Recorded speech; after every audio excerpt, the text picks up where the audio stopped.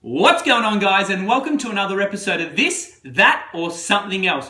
I'm your host, Adam Martin, and tonight we take a look at breakfast.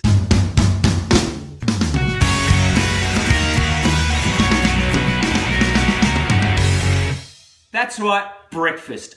I think the number one and most taboo item out there in the health, fitness, nutrition, landscape kind of genre that is out there, and is one of those ones that I can't even bring up as a topic. The idea of skipping breakfast amongst my own profession, amongst my own colleagues at work, without getting dirty, stray looks at myself. And you even think about bringing this up in the general public, and they want to wrap you up in an insanity jacket and send you to the asylum instantly because you're looked upon as this dirty kind of leper that should be put away for all time. So I really am passionate about this one, guys, and I want to kind of bring it to you as a different point of view.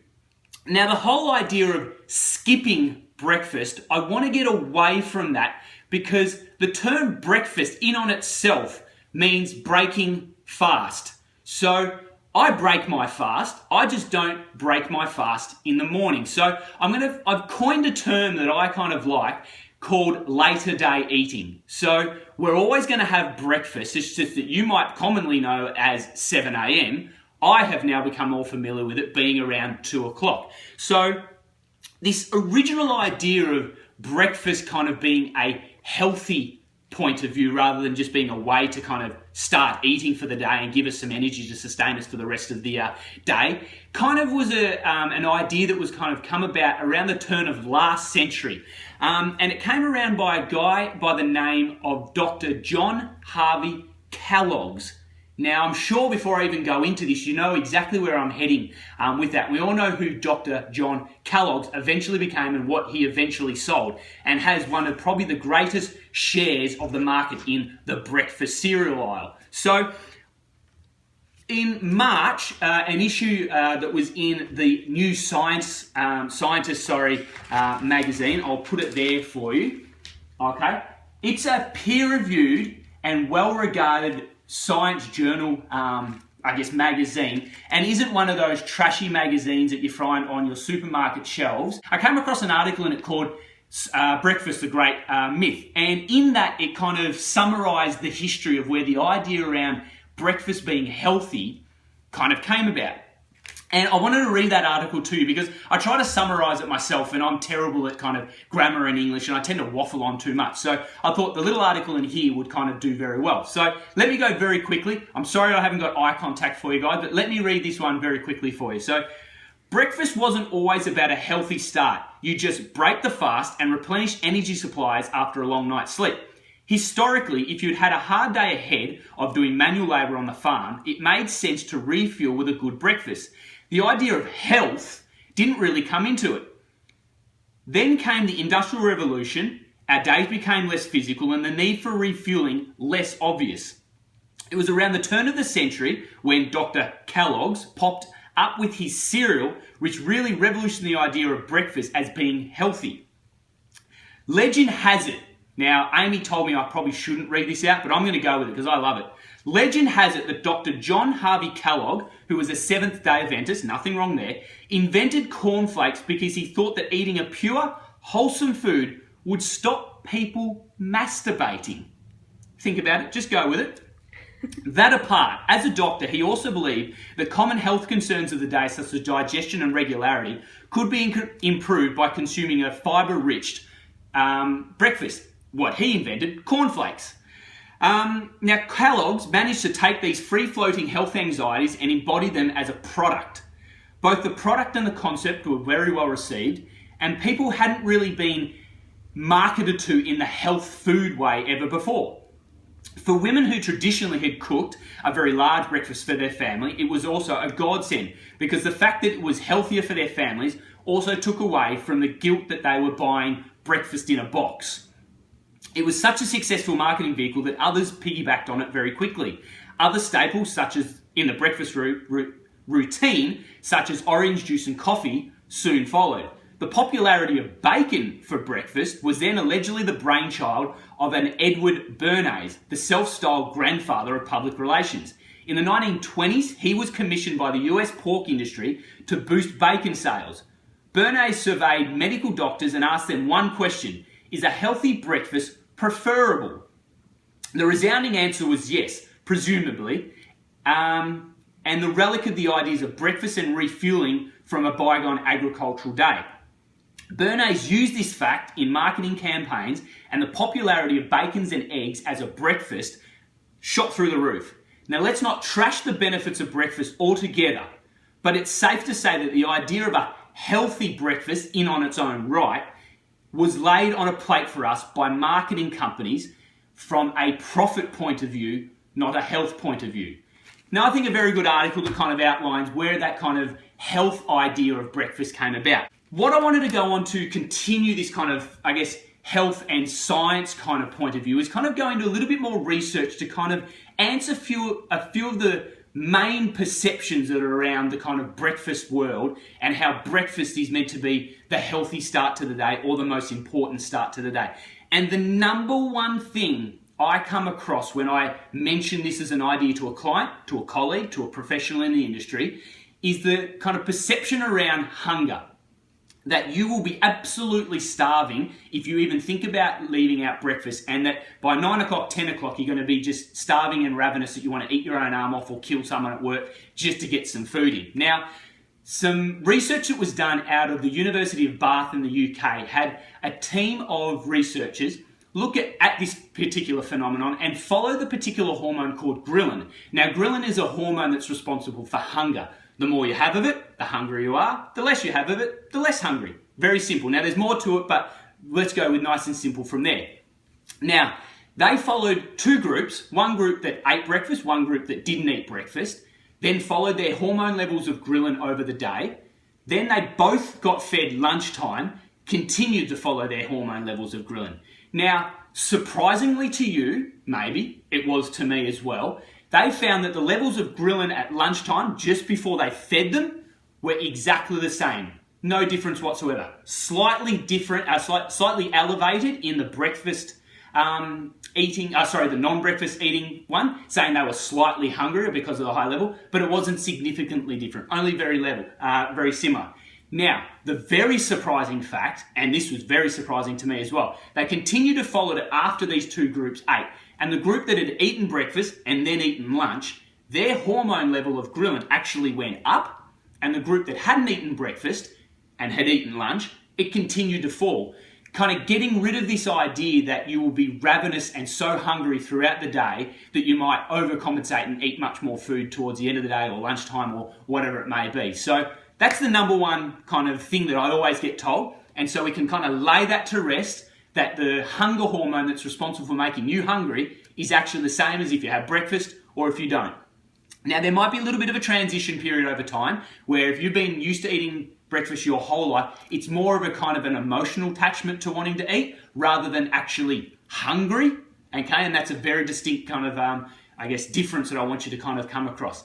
Now, the second one that I always come across as well is this overcompensation. I alluded to it just in the last point, that if you don't eat breakfast, you're going to massively eat at lunchtime, massively eat at dinner time, just to make up for the fact that you didn't have breakfast. Now, again, the same team out of that University of Bath looked at it again, went to two different groups, gave one group 700 calories for breakfast, which is about standard for what you're probably eating for breakfast. Your standard muesli, yogurt, fruit and milk probably has 500 to 600 calories in the breakfast. Your 2 eggs, couple of slices of toast, maybe some mushrooms, tomato and spinach and things like that, 500-600 calories again. You have that in a cafe. They throw about 4 dollops of butter in it. You're probably looking at 800-900 calories. But again, the 700 calories that they were doing was a research number. They didn't just arbitrarily throw them 700 calories. They then found that group that had 700 calories, the other group were given no calories for breakfast, and then they were told, go about your day and do as you please. Now, at the end of the day, they calculated exactly how many calories the non-breakfast group had eaten, and then how many calories the breakfast group had eaten. And while the non-breakfast group had eaten slightly more at lunchtime and slightly more at dinner time, it never made up for the fact that this breakfast group had eaten 700 calories. So again, this idea that you're just going to binge and overcompensate at the end of the day drastically to kind of overcompensate for the fact that you had no breakfast. Again, let's put it to rest because it's just not going to happen. Now, of course, there's going to be days where you might binge eat because you're watching MasterChef and there's a beautiful looking dessert and you just want to kind of crave some chocolate cake or something like that. Sure, it always comes about. But this idea that it's always going to happen, certainly not the case. And the last one that I get, and I don't really have any research around this, and if you're watching this, you're a health professional and you disagree with me and you've got some research on this next point, email it to me, adam@TrewExPhys.com. I'll put it in the comments after this. But I don't have a whole lot of research around it, but I've been looking at it a bit more constructively over time, and it's all this kind of perception around starvation, that if you don't eat for 3 or 4 hours at a time, your body goes into this starvation mode. And this thought to me is just absolutely absurd and ridiculous, because let's look at starvation in what its actual definition is. Now, if we look at companies like World Vision and things like that that ask us to sponsor children in places like Ethiopia, Rwanda, Uganda, and many of those African nations which we consider third world, poverty-ridden, malnourished, and starving of food and good quality, any kind of food whatsoever, and are probably consuming on average 100 to 300 calories a day, that, my friends, is starvation. Your body can go 3, 4 plus weeks with not a single bit of food and you will still be alive. Now, you're not going to be in good shape if you haven't eaten for 4 weeks, don't get me wrong. But this thought that if you go for 3 or 4 hours extra without food in the morning, that your body's going to shut down, starving, metabolism just plummets, you're going to go into this storing kind of mode where whatever you eat after that kind of 4-hour window of not eating in the mornings, you're just going to store as fat, you're going to gain weight, is just absolutely absurd. And this whole kind of intermittent fasting kind of fad, if you might want to call it, or lifestyle, came around by a guy a couple of years ago, and you've probably all seen the documentary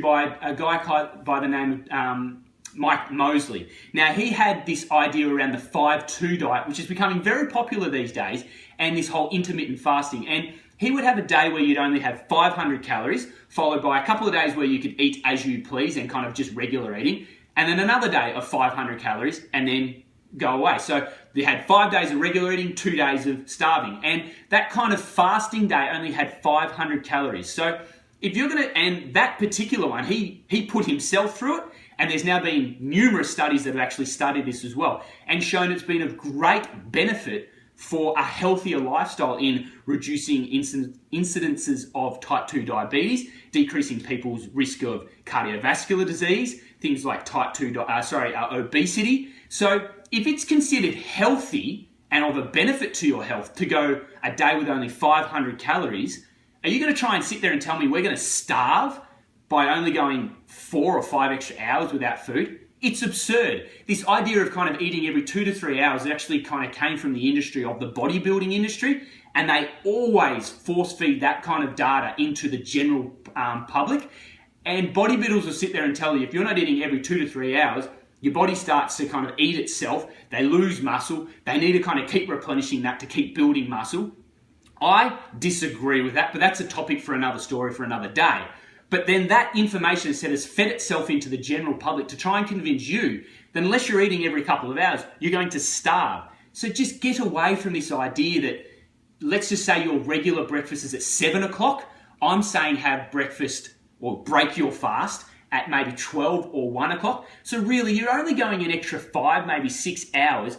And there's ways to kind of get around this. Personally, I've been doing it for over a year now. I don't even think about food until kind of 2 o'clock anymore. But if you're starting out on this, things like coffee, now a black coffee, if you have milk or sugar in it, that's adding calories. Black coffee has absolutely no calories to it whatsoever. Coffee has caffeine in it. Caffeine is a major way to kind of blunt appetite, so it's really efficient at doing that. Keeping your hydration up through just regular water. If you use carbonated water, we all know how you feel when you have a fizzy drink. It kind of fills your stomach up as well. But if you have carbonated water, just like a soda water, again, no calories to it whatsoever. Great way of kind of staving off that time for when you might start really feeling hungry in the early stages. Now, I just continue to drink water throughout the morning and I stay very well satisfied and I don't feel like eating anything until it comes to the end of the day. So, as I said, guys, they're kind of 3 things that I commonly hear that kind of are the perception around breakfast as health or as a good thing for you. So I wanted to summarize today by not coming across as if I'm trying to cram down your throat this idea that you must not eat breakfast because eating breakfast is bad for you. I also wanted to get you away from thinking that breakfast in on itself is a good thing for you. What I'm trying to say, and I say this every time when I'm doing this show, is if you're in a state where you're currently overweight, it might just be by 10 kilos, but it might be drastically overweight, 80, 90, 100 kilos, 50 kilos, wherever it may be, and you've tried everything else. You've done light and easy. You've tried being a vegan. You've tried a sugar-free diet. You've tried a paleo way. All of these diets and fads that are out there, all they are is just putting a nice bow around the fact of calorie restriction. That's all it is, guys. Now, if you can do paleo, you can do vegan, you can do a low sugar diet and continue that and see yourself doing that for the next 30, 40, 50 years plus, go for it. Turn off now and don't listen to another word I'm saying. All I'm trying to get across is this is a potential other way of restricting your calories that might be an easier way for you. Not for 1 second is it easy ever to restrict your calories. I know this myself. While I might be a health professional and I'm considered to look healthy and fit, I struggle every day, guys, to get into my calorie range of where I am. But that said, this way of living I've found to be the most simple, not easy, but simplest way to restrict those calories and then enjoy some bigger meals and more satisfying meals at the end of the day. That's all I'm trying to get across. I'm not saying that eating breakfast is going to change your, not eating breakfast is going to change your life. I'm not saying that eating breakfast is the way to go. All I'm saying is it's just another point of view that you can possibly add or try. You've tried everything else. Don't think that not eating breakfast is going to be the end of your life. I've shown you tonight that that's not the case. There's plenty of science and research that shows that it's just not the case. So I want you to kind of just take a step back and have a little bit more of a look at what's going on. I brought you a little bit of information there tonight. If you've got any questions, any queries ever, feel free to email me. As I said, my email will be in the descriptions underneath after this. I'm always happy to answer questions, guys, and I wanted to finish tonight. Firstly, you've got to hit that like button for me, hit that love button, and show me the love if you've loved this talk tonight. This is a comment from Sarah that she attests to the later day breakfast life. She hasn't eaten breakfast for the last 2 months and has never felt better. Excellent, says. And that's all I want you to give it a go, guys. As I said, you've tried everything else. Why not try this? You've got nothing else to lose but some weight. It might not work for you, just like other kind of regimes have never worked for you. But at the end of the day, it might work for you. You might find that it could be a great way. If you want to find out how to implement this into your lifestyle, email me tomorrow, email me straight after this, or ask me a question now, guys. I'm here. I give it away for free, guys. This is something that I'm really passionate about in helping people live happier and longer lives and healthier lives. I'm not going to charge for this whatsoever. So email me. I'm happy to send some programs through and get you into that healthy weight range and feeling better. And maybe you can pass it on to one of your loved ones and see them kind of feeling better and feeling healthier. So, and as we always sign off, as Mike Vacanti always says, your body's still counting calories, even if you're not. Thanks again, guys.